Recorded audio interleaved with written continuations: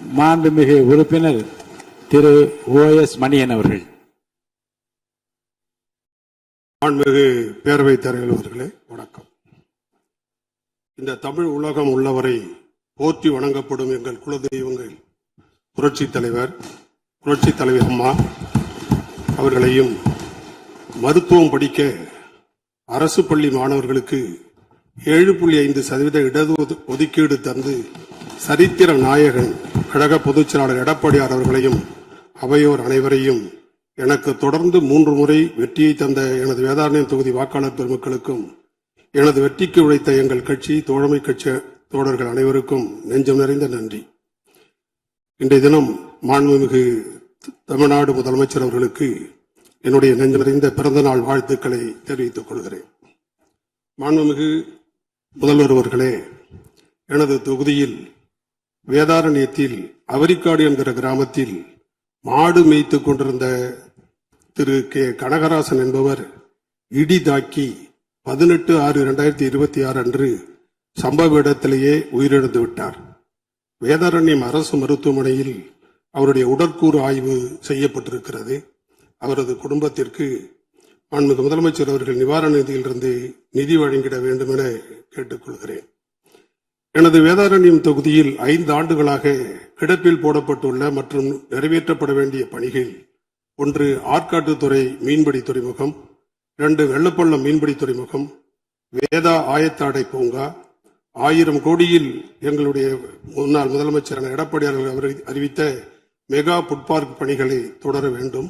1360 அடுக்குமாடி குடியிருப்பு வீடுகள் முழுமை பெறவில்லை, முடித்து தர வேண்டும். புஷ்பவனம் மீனவர் கிராமத்தில் கடலில் இருந்து சேர் 2 கிலோமீட்டர் தூரத்திற்கு வந்து வீசிவிட்டது, அது டெபாசிட் ஆகிவிட்டது. அந்த இடத்தில் கருங்கல் போடும் பணியை தொடங்க வேண்டும். கோடியக்கரை வேதாரண்யம் 100 அடி வாய்க்கால் தூர்வார வேண்டும். வளவனாற்றில் கடைசி கதவணை முதல் கடல் வரை தூர்வார வேண்டும். தலைஞாயிறு புதிய வட்டாட்சியர் அலுவலகம் வேண்டும். தலைஞாயிறில் 110 kVA துணை மின் நிலையம் அமைத்து தர வேண்டும். நிலம் தயாராக இருக்கிறது.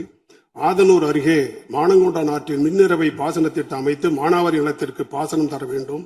ஆலங்குடி தலைஞாயிறு வேட்டைக்காரர் இருப்பவரை அரிச்சந்திர ஆற்றில் தடுப்புச் சுவர் அமைத்து தர வேண்டும். திருக்கோவில் நிலத்தில் குடியிருப்போருக்கு அரசாணை 480 எங்களுடைய முதல்வர் எடப்பாடியார் அவர்கள் தந்தார்கள். அதை பயன்படுத்தி ஏழை எளிய மக்களுக்கு வீடுகளுக்கு பட்டா வழங்குகிற பணியை செய்து தர வேண்டும். திருக்கோவில் இடத்தில் குடியிருப்போருக்கு வாடகையை குறைத்து தர வேண்டும். அதுவரை நடப்பு நடவடிக்கைகளை நிறுத்த உடனடியாக ஆணையிட வேண்டும். அரசு ஆணை 50 பயன்படுத்தி சொந்த நிலத்திலிருந்து விவசாயிகள் சொந்த நிலத்திற்கு மண்ணடிக்க அனுமதி மறுக்கப்படுகிறது. அதை நீங்கள் அனுமதிக்க வேண்டும். என்னுடைய சென்னை ஓரடியம்பலம் MGR மீன்வள கல்லூரி வரை விரைவு பேருந்து இயக்கப்பட வேண்டும். இத்தடத்தில் ஓடிய பேருந்து நிறுத்தப்பட்டு விட்டது. வேதாரண்யம் தொகுதி சிறுதலைக்காடு என்கிற மீனவர் கிராமத்திற்கு பேரிடர் பல்நோக்கு கட்டிடம் கட்டித்தர வேண்டும். வேதாரண்யம் தொகுதி சிறுதலைக்காடு கிராம மீனவர்கள் கடலுக்கும் ஊருக்கும் 3 கிலோமீட்டர் தூரம் இருக்கிறது. இந்த மண் சாலையை தார் சாலையாக அமைத்து தரப்பட வேண்டும். உயர்கல்வித்துறையில் கல்வியியல் கல்லூரியில் ஒருங்கிணைந்த 4 ஆண்டு பட்டப்படிப்பு இந்த ஆண்டு மாணாக்கர்கள் சேர்க்கை நிறுத்தப்பட்டுள்ளது. காரணம் என்ன என்று தெரியவில்லை. அதனால் தமிழக மாணவர்கள் வெளிமாநிலங்களுக்கு சென்று படிக்க வேண்டிய நிலை ஏற்பட்டுள்ளது. எனவே இந்த ஆண்டு மாணவர் சேர்க்கைக்கு உடனடியாக உரிய நடவடிக்கை எடுக்க வேண்டும். 18/6/2026 அன்று சட்டமன்ற உறுப்பினர்களுக்கு அளிக்கப்பட்ட அரசினர் தனி தீர்மானத்தை 19/6/26 அன்று மாண்புமிகு முதலமைச்சர் சட்டமன்றத்தில் முன்மொழிந்த வரைவு தீர்மானத்தை அனைத்து இந்திய அண்ணா திராவிட முன்னேற்ற கழகம் ஆதரிக்கிறது. நதிநீர் தாவா சட்டம் 1956 பிரிவு 4 கீழ் புதிய நடுவர்மன்றம் அமைக்க வேண்டும் என மாண்புமிகு முதலமைச்சர் அவர்கள் கொண்டு வந்த திருத்திய தீர்மானத்தை அனைத்து இந்திய அண்ணா திராவிட முன்னேற்ற கழகம் எதிர்க்கிறது. உறுப்பினர், நீங்க அவையை விட்டு வெளியேறிய பிறகு அது பற்றி விரிவான கருத்துக்கள்லாம் சொல்லப்பட்டு மாண்புமிகு பொதுப்பணித்துறை அமைச்சரும் மாண்புமிகு நீர்வளத்துறை அமைச்சரும் விளக்கத்தை எல்லாம் அளித்து நீங்கள் அதை கேட்க தவறிவிட்டீர்கள். இப்போது நான் சொல்லுகிறேன், மேகதாது பற்றி எந்த விதமான கருத்தையும் நீங்கள் சொல்வதை நான் ஏற்க முடியாது. அவை குறிப்பில் நீக்கப்படுகிறது. பேரவைத் தலைவர்களே,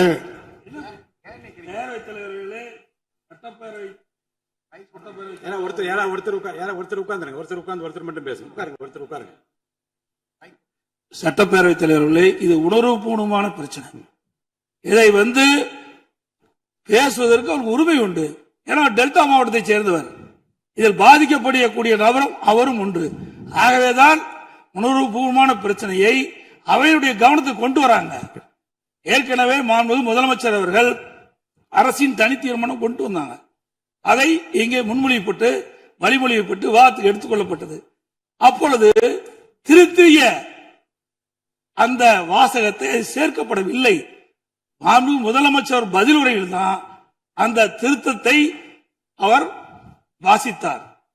அதைத்தான் திருத்தப்பட்டதைத்தான் நாங்கள் எதிர்க்கிறோம், வேற ஒன்றும் அல்ல. மாண்புமிகு உறுப்பினருக்கு ஒரு சொல்ல விரும்புகிறேன். உணர்வுபூர்வமான பிரச்சனையில் உணர்ச்சி வசப்படாமல் பேசுங்கள் என்றுதான் நான் காலையில் குறிப்பிட்டேன்.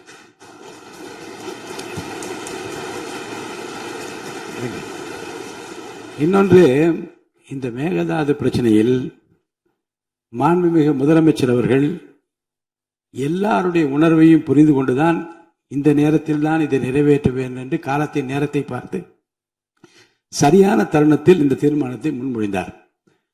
தீர்மானத்தை முன்மொழிகிற போது எதிர்க்கட்சி தலைவர் ஒரு திருத்தத்தை கொடுக்கிறார். அந்த திருத்தத்தை ஏற்றுக்கொண்டு திருத்தங்களோடு அது முன்மொழியப்படுகிறது. அதை நான் அறிவிக்கிறேன். திருத்தங்களை எதிர்க்கட்சி தலைவர் விரிவாக விளக்கமாக பேசியது இந்த அவையில் இருக்க எல்லோரும் கேட்டீர்கள். அவர் பேசுகிற போதே அவரை குறுக்கிட்டு நீங்கள் இந்த திருத்தத்தை நாங்கள் ஏற்றுக்கொள்வதாக இல்லை என்ற கருத்தை சொல்லி இருந்தால் அதை விவாதத்திற்கு விட்டிருக்கலாம். இன்னும் அலசி ஆராய்ந்து பார்த்து கூட அதை சேர்த்திருக்கலாம். யாரும் எதிர்ப்பு தெரிவிக்கவில்லை.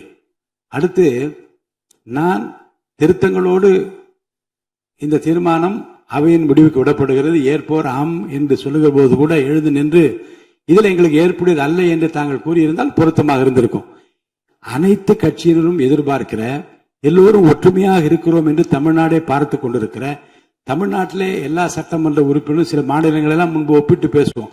அந்த மாநிலத்தை பாருங்கள், எல்லோரும் ஒற்றுமையாக இருக்கிறார்கள்.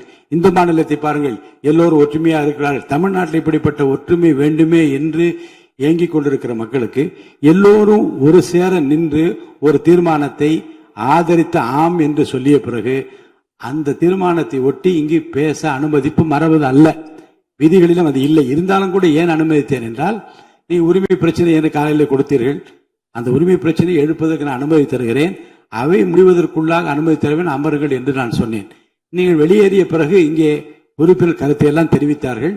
மாண்புமிகு நீர்வளத்துறை அமைச்சர் விளக்கமாக இன்னும் விரிவாக மக்கள் ஏற்றுக்கொள்ளத்தக்கவே அந்த விளக்கத்தை எல்லாம் அளித்தார். அதைவிடவும் பொதுப்பணித்துறை அமைச்சர் சட்ட ரீதியாக என்னென்ன நடவடிக்கைகள்லாம் ஏற்றுக்கொண்டார்கள்.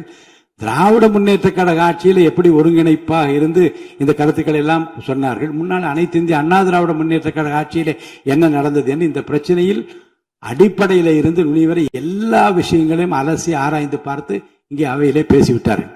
என்னை பொறுத்த வரைக்கும் மேகதாது பிரச்சனை பற்றி திரும்ப பெற்றுக்கொள்ளுங்கள் என்ற வார்த்தையோ, திருத்தங்களை ஏற்றுக்கொள்ள மாட்டோம் என்று சொல்லுகின்ற வார்த்தையோ உகந்தது அல்ல. மக்களும் ஏற்றுக்கொள்ள மாட்டார்கள், மாமன்றமும் ஏற்றுக்கொள்ளாது. எனவே அருள் கூர்ந்து அதை நீங்க தவிர்த்து விட்டு பேசுமாறு உங்களை அன்போடு கேட்டுக்கொள்கிறேன்.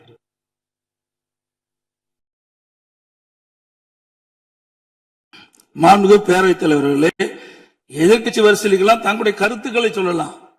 ஆனா பதில் உரையில மாண்புமிகு முதலமைச்சர் குறிப்பிடுகின்ற பொழுது ஏற்கனவே 18/6/2026 அன்று மாண்பு உறுப்பினர் அவர்களுக்கு அரசின் தனி தீர்மானம் அனுப்பி வைக்கப்பட்டது.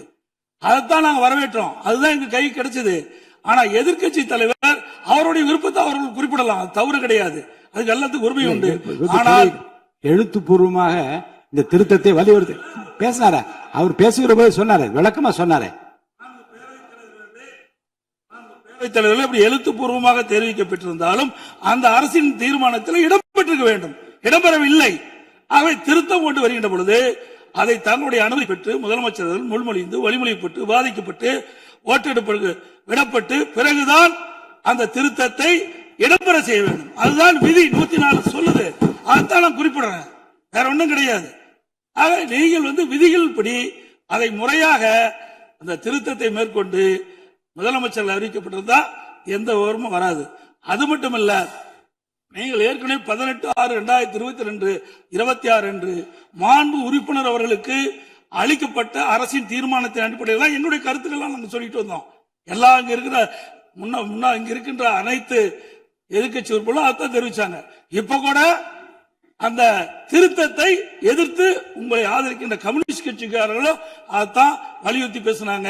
பாட்டாளி மக்கள் கட்சி சேர்ந்தவர்கள் தான் அந்த நடுவர் மன்றம் அமைக்க கூடாது என்ற எதிர்ப்பையும் தெளிவுபடுத்த என்பதை தங்களுடைய கவனத்துக்கு கொண்டு வர